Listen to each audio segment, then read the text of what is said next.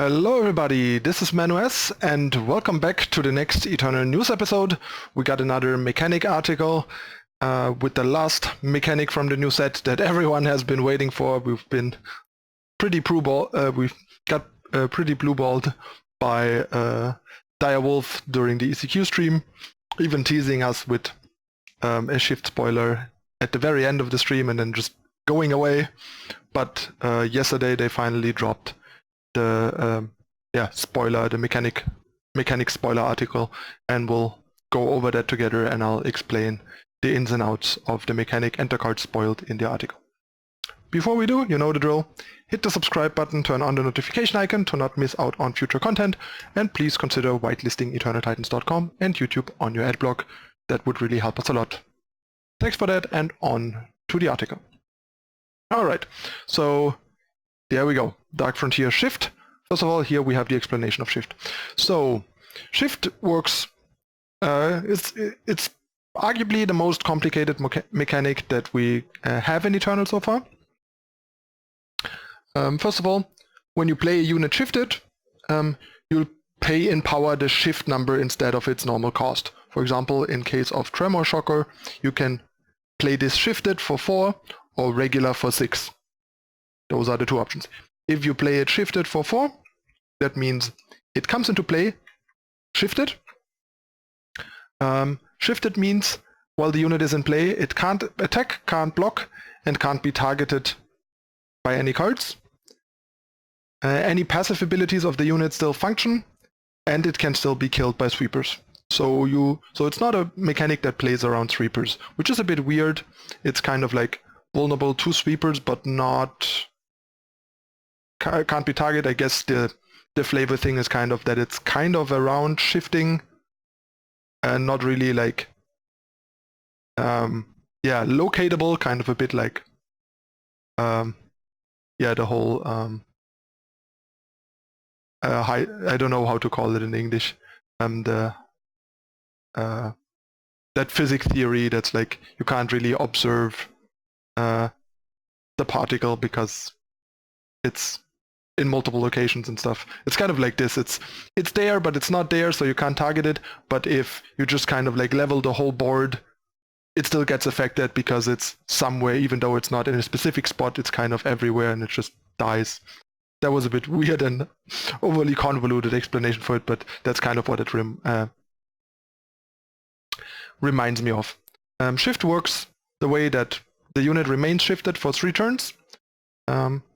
At the beginning of a turn, it basically, like there's an image how it looks, it has these 3 things, and yeah, when the turn starts, those go away. So you play this shifted, on turn 5, 1 goes away, on turn 6 another 1 goes away, and on turn 7 the last 1 goes away, and when the creature stops being shifted, it can immediately attack and block, because it was already in play, and it becomes unblockable for that 1 turn.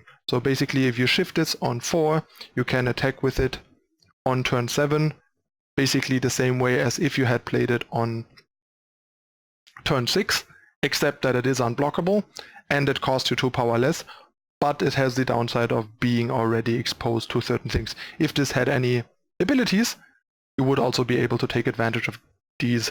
We will see that in a moment. This is how it looks in play. Basically, there's like play and play shifted, so you either drag it to the right or to the left to choose what you want. This ability is a bit similar to Suspend in Magic, but only a bit, because Suspend in Magic still means the card is just not in play at all, it's exiled and cannot be affected by anything, while here it's kind of in play, but kind of in a different dimension or whatever. They can do some cool things with this, like for example with Quake Titan. It's a 3 power 5/1, which is obviously not very exciting, costs double fire, but it has shift, and it has a pretty expensive shift, shift 7. So it's both a 3 cost 5/1 for double fire, but it is also a 7 cost deal 5 damage to an enemy that gives you a 5/1 charge unblockable effectively 3 turns later. Unblockable only for 1 turn, but still. So yeah, this is kind of an interesting thing. This is not the most exciting example, at least for constructed, but in limited this is pretty nice, and in general kind of a cool dimension of what you can do with the way the complicated mechanic is being used and can create interesting cards. Here's a more exciting example for constructed, Zoltar Loyalist. This card actually is quite interesting. It's basically a 7-cost 6/6 endurance, but it has shift 3, and when you attack the enemy player with exactly 1 unit, it gets +1/+1. So it has the ability of Oathbook, but it effectively costs 1 more. But for 1 power more, it comes with a 6/6 endurance body attached that you will have available 3 turns later, and it can already attack 3 turns later. So effectively by turn 6 you can attack with Zoltar Loyalist already 2 turns earlier, like 1 turn before you could even normally play it, and 2 turns before you could normally attack. And in the process you have the ability available. Like for example, this curves really well, like play a 2-drop, then shift Zoltar Loyalist and attack with your 2-drop, getting +1/+1. This is pretty cool. So this card definitely interesting, and has the potential to have constructed implications, because it's pretty flexible. It's kind of 2 cards in 1, generates, it's also kind of like undercosted and stuff, so it creates a lot of cool things, and in limited this is of course a powerhouse. Then we have Remembrance, another kind of neat card. It's a 1-cost spell. You play a unit from your void with cost 3 or less and shift it. So it basically gives you a unit from your void for very cheap, but only like 3 turns later. But for example, if you use this on a unit that has a summon effect, you get the summon effect right away still. And if the unit has like static abilities that affect the game while it's in play, you also get those right away. So there might be some really cool interactions and things to do with this card, so this might also have some cool constructed implications. Then of course we have Rust, the Walking Glacier, that has been spoiled already through the community spoilers. And yeah, this is the primal version of the quintuple 5-drop influence warp fatties that we've seen. And it's a 7/7 overwhelm warp, and on Entomb you play Rost shifted. So it's kind of like Magto in a way, but a bit different still, since first of all it keeps coming back, but it always takes 3 turns to come back. It can die to sweepers while it is shifted. Not sure how it works if it dies when it is shifted. I think the Entomb would still trigger if it dies to a harsh roll and just get shifted again.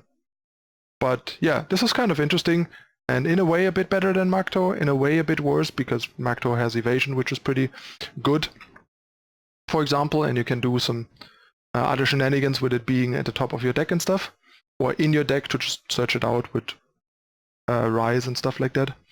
But yeah, this is kind of a recurring threat that basically when it dies, comes back 3 turns later and keeps coming back.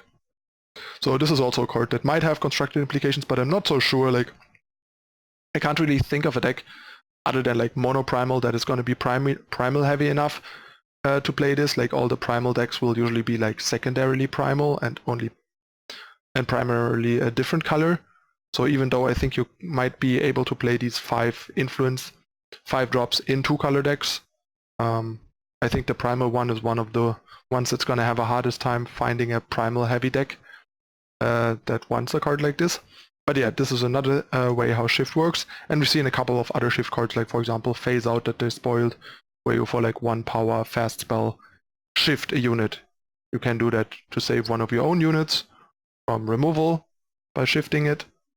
I think that should work because it cannot be targeted then anymore. So I think shifting it, phasing it out would save it. But you can also use it to just temporarily disable an opposing unit. Opponent plays a big blocker that you have problem with. Phase out on it, shift it for 3 turns. By the time it comes back, you might already have won or be so far ahead that it doesn't matter. For example, the turn 4 Titan or whatever. And that has interesting alternate applications to something like Be Gone, which means they can replay it next turn. which cost them tempo, but then you have the same issue next turn. This way you only have the same issue 3 turns later without the opponent gaining the sort of having to pay the power again and getting the tempo swing, but you get a much stronger tempo swing temporarily. It's kind of like a temporary removal, kind of like permafrosting the unit for 3 turns.